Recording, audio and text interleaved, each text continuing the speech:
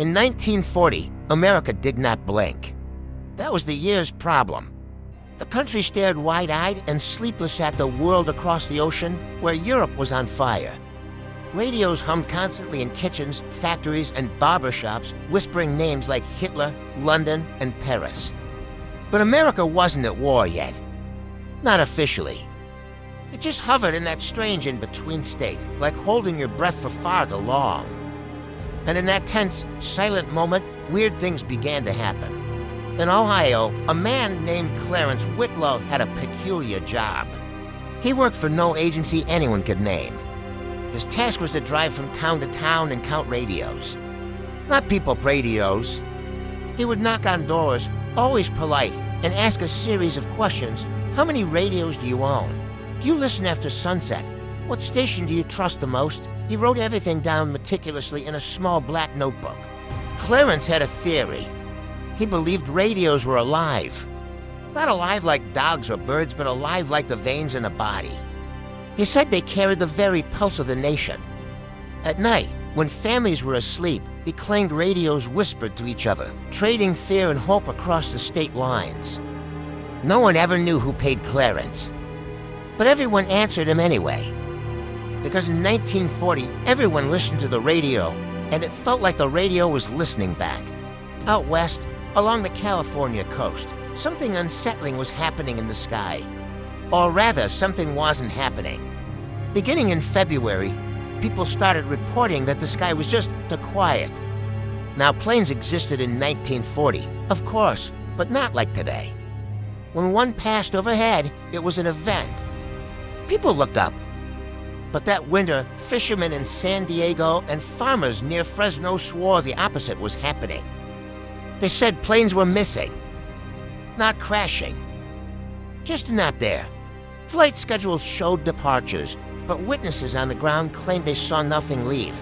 Control towers logged routine days, but locals insisted the air felt wrong. Like something had been erased from it. One newspaper ran a half-joking headline, "Where did the airplanes go?" The story was quickly buried beneath the growing mountain of war news from Europe.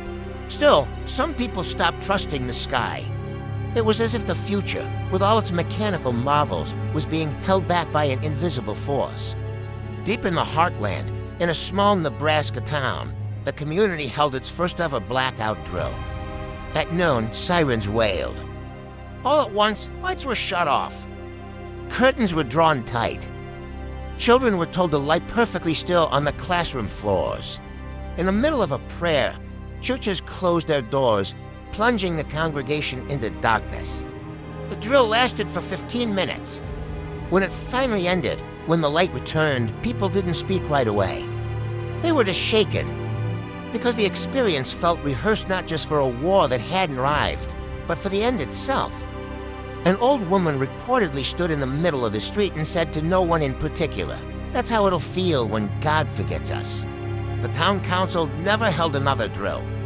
But for years afterward, residents said they still remembered how quiet the world sounded when everyone pretended they were already gone. Meanwhile, in Washington, D.C., FBI agents were drowning in a sea of nothing. They were overwhelmed by invisible ink. Letters arrived every single day. They looked normal on the outside, but inside they were suspiciously, unnervingly blank. Entire pages with no words, no drawings, nothing at all. Agents tried everything. They heated the pages, they soaked them in chemicals, they scraped at the fibers. A few of them revealed hidden messages. Most did not. But Director J. Edgar Hoover ordered that every single one be archived. At why? Because the volume just kept increasing. Someone, somewhere, was sending thousands upon thousands of blank letters across the country.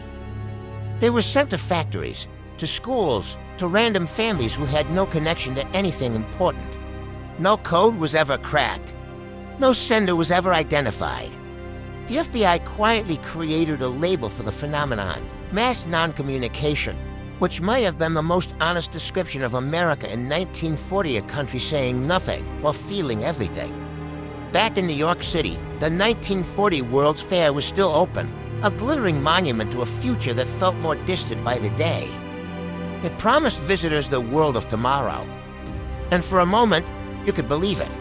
You could see shiny machines, sleek highways, and utopian cities completely untouched by war. Robots smiled and performed simple tasks. Electric kitchens gleamed with impossible cleanliness. Everything hung with a forced, fragile optimism, but just outside the fair gates. Men stood on street corners reading newspapers filled with headlines about bombings overseas.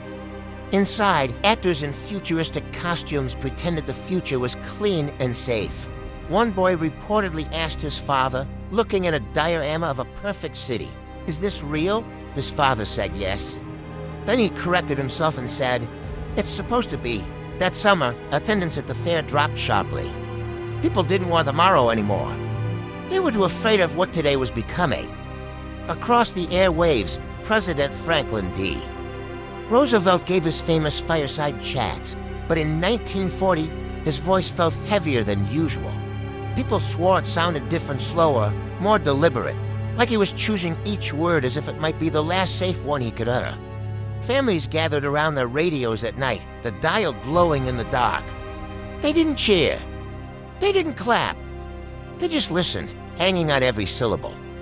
Some listeners later claimed that Roosevelt would pause mid-sentence, just for a second or two longer than necessary, as if he was waiting for something unseen to interrupt him.